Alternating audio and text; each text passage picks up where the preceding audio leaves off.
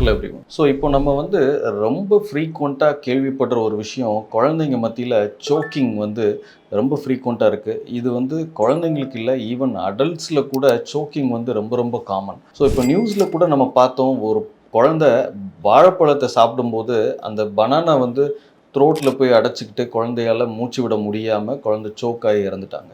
So குழந்தைங்க வந்து நீங்கள் வாயில் கொடுக்குற டயட்டை ஒழுங்காக சவைச்சு சாப்பிட்றதுக்குள்ள வளர்ச்சி இல்லை அப்படின்னு சொன்னால் நீங்கள் கண்டிப்பாக அதை வந்து அவாய்ட் பண்ணுறது தான் சேஃபு.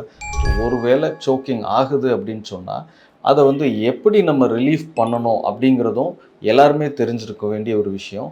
ஸோ இந்த வீடியோவில் நீங்கள் பார்க்குற மாதிரி குழந்தைங்களோட ரிப்ஸோட லோவர் சைடில் உங்கள் கையை வந்து இப்படி மடக்கி வச்சுட்டு கொஞ்சம் ஒரு குழந்தைய கொஞ்சம் ஃப்ரண்ட்டில் பெண்ட் பண்ண வச்சு ஒரு ப்ரெஷர் நம்ம கீழேருந்து கொடுக்கும்போது, ஸோ அந்த ப்ரெஷரில் வந்து குழந்தையோட சுவாச குழாயில் அடைச்சிட்டு இருக்கிற அந்த பொருள் வந்து ஈஸியாக வெளியில் வந்துடும். இதிலிருந்து நம்மளால் சோக்கிங்லேருந்து குழந்தைய வந்து காப்பாற்ற முடியும். இது வந்து ரொம்ப முக்கியமான ஒரு ஃபஸ்ட் எய்ட் மெஷர்.